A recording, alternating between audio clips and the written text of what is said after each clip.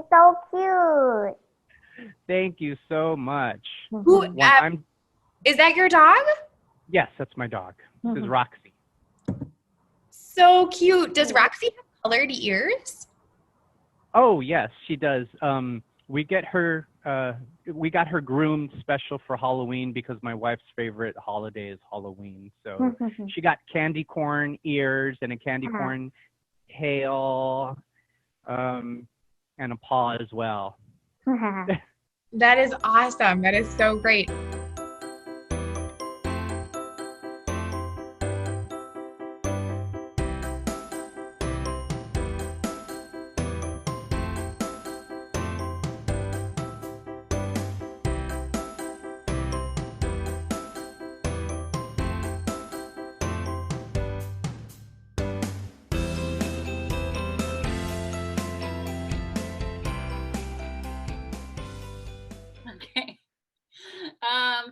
I have to say one of my favorite series is definitely the Harry Potter series. I think I'm rereading book 7 now for at least the 4th time. And I love that because I love I love fantasy, so I like the idea of magic, but I also felt like that the Harry Potter series did a really good job of teaching kids it's okay to be different, and I think that's an important message. Another one of my favorite books is The Outsiders by S.E. Hinton, and that's a young adult group or a young adult novel, and for similar reasons that it's okay to be different, and also just a really good story of friendship. Okay. So what are your favorite books and why do you like them? My favorite books? Oh my gosh. Well, there are so many. My very favorite book growing up as a little girl was The Secret Garden by Frances Hodgson Burnett. I don't know if any of you have read that book. You have. It's beautiful, even to read it. I've read it several times as an adult as well, and I read it in college, and it's beautiful. So that's one of my favorites. It's about growing and learning how to love each other, forming close relationships.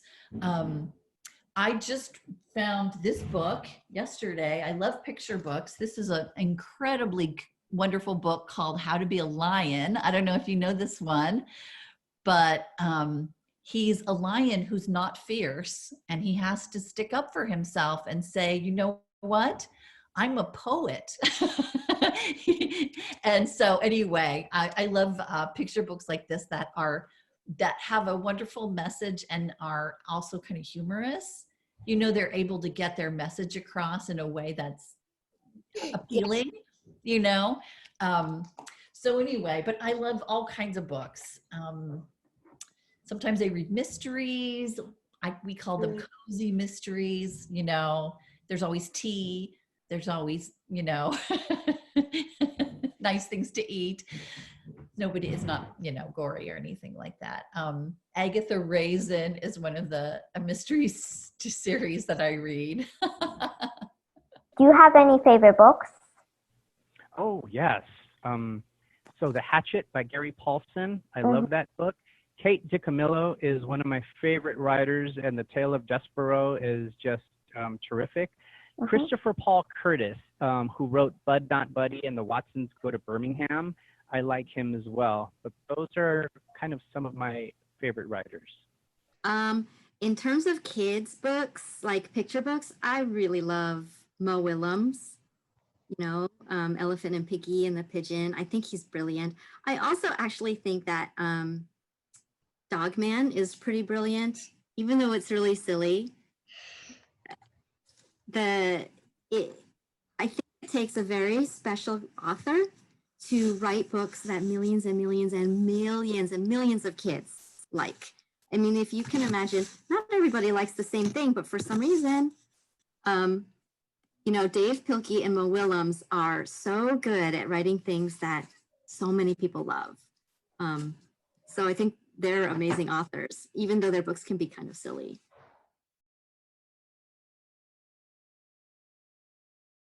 Well, one, it allows me to read a bunch of different things all the time, and that's part of my job because I also get to buy a bunch of books for the library. So, half of my job is shopping for books, which is really fun, and reading reviews. And I also really like working with the public, and I love working with children. So I like that it's a really fun balance of learning different things about education and educating young people, but also challenging myself to learn new things and getting to interact with the public. My first question is, what job do you do at the library? So I am a children's librarian, which means I interact with kids, or actually even parents of babies, preschoolers, all the way up to 5th grade. And so half of my job is being on desk and answering questions about books, about programs, about resources, because a lot of people think that, okay, it's libraries, it's librarians, and all we do is things associated with books, but not true. We have lots of programs. I myself do an English-Spanish program, so I tell stories. And a lot of times, because I speak Spanish, we have a lot of people, Spanish-speaking from the community, come in and ask questions about free programs and free services. And that actually is a fun part of the job, to give services to people that are looking for information. So that's awesome. So that's part of what I do. And then the other part is ordering books, because a lot of people come in and of course they want the older kids, you know, like Rick Riordan, and the younger kids, Fancy Nancy, and of course the picture books. So I have to make sure that we have just the right amount of easy readers, just the right amount of foreign language books, and DVDs. I also am in charge of the DVD section. What job do you do at the library? I sort of have two different jobs. Well, the big job is the job title that I have is librarian. But the two things that I am a librarian of are the children's and the bookmobile. So I kind of am the librarian on the bookmobile some days and in the children's area of the library other days. The actual job, when I saw it posted as a job opening, was for bookmobile librarian. And I never actually had been on a bookmobile before, but I had seen them and I'd heard of them. And I thought, wow, doesn't that sound like the coolest thing to do? You would take your library around and bring it to people. And I thought that was so interesting sounding that I applied for the job, and it was really interesting. I am a librarian, and I work in a particular division which is called youth services. So I am sort of a specialist. I work with children and families and adults who work with children, so teachers. Why did you choose this job to be a librarian? Well, I think a lot of it was just based on what I care a lot about and what I'm good at. So, you know, I care a lot about learning. And I also, reading was just a really, really foundational activity for me as a child.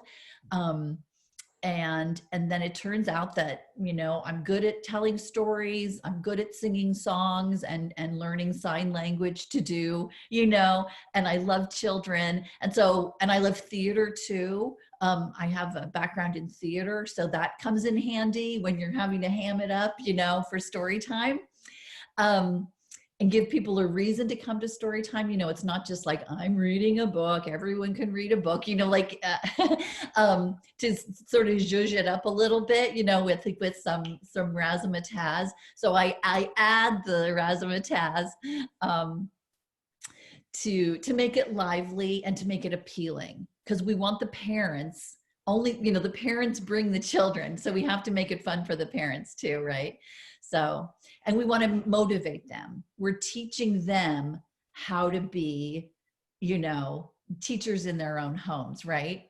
So part of it is like we call training the trainer. So we're getting them excited about, oh, look, we could read every day. Oh, look, we could sing songs, we could do nursery rhymes, we could do tickles, things like that. But I also knew from a pretty young age that I wanted to, even more so than teach, kind of help give people an access to knowledge. And I think it's really important to teach people, one, how to love learning, but also how to find knowledge at a really young age. So it's a skill that they could use throughout their life. So that's why I wanted to be a children's librarian. It was a librarian when I was working at a library who told me, if you like teaching and you like giving people information and you like spending time with different types of people, consider becoming a librarian, because you won't necessarily have to just be with junior high kids or these kids or those kids. You can serve a number of people. It can be parents and babies in the morning, and it can be toddlers and preschoolers in the afternoon, and then later on in the afternoon, it can be middle-aged kids and elementary school kids and other kids as well, and adults. And so that sounded really interesting, and I really enjoyed doing it after the first year, and I'm just really glad I had an opportunity to do that.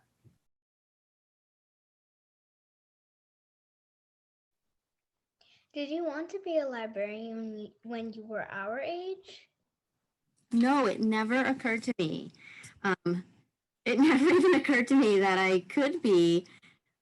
And I did all sorts of different things before I became a librarian. So some people, if they know what they want to do, then they go to school and they get the degrees that you need. But I didn't know until I was almost 40. And I didn't go back to library school until I was almost 40. After I realized, like, I worked a lot I worked with children's books a lot though. So I worked in children's bookstores and publishing, and there's so many aspects of all those things that I loved, especially the book part, but I didn't love some of the things like having to worry about money and having to try to sell people things. And that was one of the things that was appealing for librarianship, because there's so many ways to help people in the way that I wanted to help people without having to feel like that money was involved. I love that library services are free. That's one of the, it's one of the things about libraries. It's the best thing about libraries. Did you want to be a librarian when you were our age? No. When I was I should say I didn't really know what a librarian did before I decided to be one, if that makes sense. I grew up going to the library and I really enjoyed it, but it was never anything that I thought of as a career. When I was your age, I actually really, first I wanted to be a cowgirl, and then when I realized that wasn't realistic, I really wanted to be a lawyer.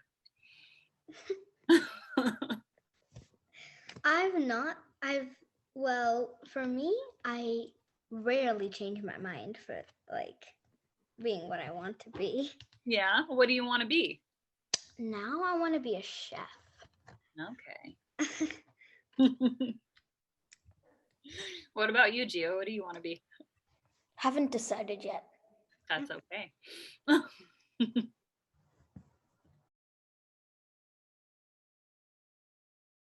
Yes, I love to dance. So I dance as much as I can, just jumping around like a dance party. I just took a hip hop class because